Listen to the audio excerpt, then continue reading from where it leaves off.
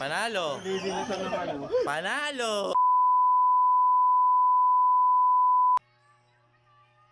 Yo, what's up sa inyo mga angkol? Dahil linggo ngayon, may schedule ulit tayo. Sana hindi na-cancel. At kailangan ko na rin magpapawis. Siyempre, yan, tumitingin-tingin pa, pumuposing pa. Akala mo talaga may gagawing maganda. Yan. Tapos na rin natin maligo dyan mga angkol. Yan, pinakita pa yung medyas. Medyas na basa. Yan. At siyempre, dahil sa bulihan tayo naka-schedule, kailangan natin mag-helmet kasi malayo-layo din yun. Mga angkol, start na natin. Magpapainit na tayo ng motor. Yan, para all goods na mga angkol. Yan, painitin lang natin to. Saglit lang naman to, mga 5 minutes pwede na siguro. Hindi, kahit mga 2 minutes pwede na yan. Yan, shout out.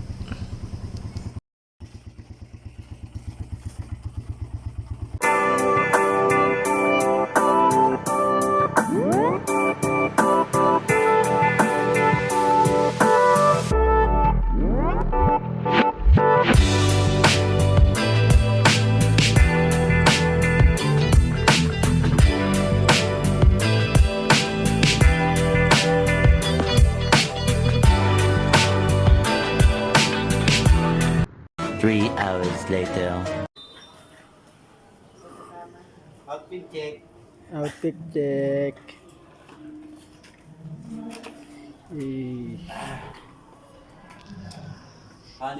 Ganda naman ang sapatos mo yan. Yay! Mabango. Parang di pa nilaban ah.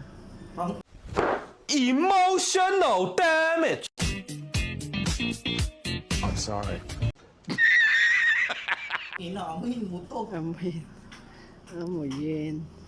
Cut mo na. 100 isang buwan yung Kaway ka muna, San. may kasamang saksak Kaway ka muna. Ako hindi lang pa yung gawin yung kalalako rin. Ay, isa kong kampe butaw. Emotional damage. Ano laro niya sa Son 6? Son 9. Ano ba gagawin natin? Bukas na. Mamayang gabi may labang ka pa. Bebe ko. Babe. Bebe ko, ano?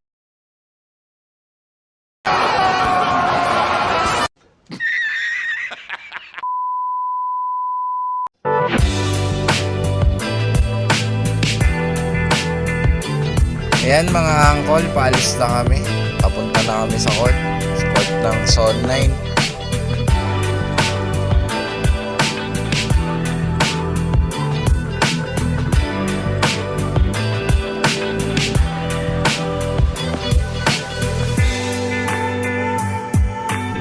Yung court nga pala na yan mga angkol, dyan kami dati dumadayo ng 3, 2.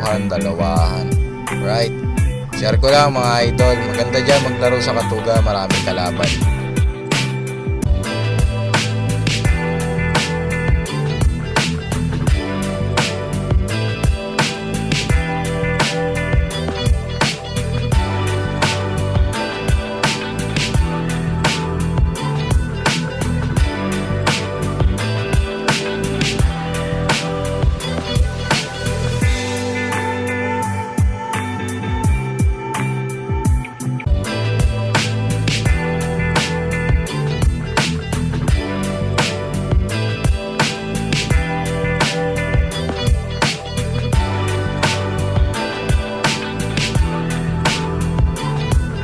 Ay, tumitingin pa sa camera. Akala mo talaga may gagawing maganda eh.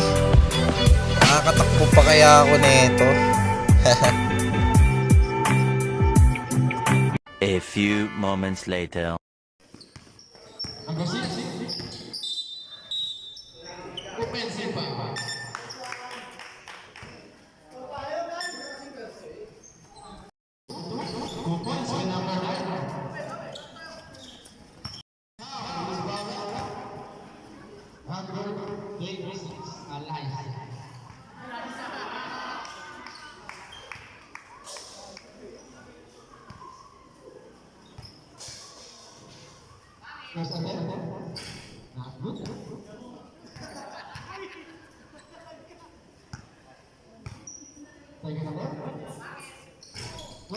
2 hours later.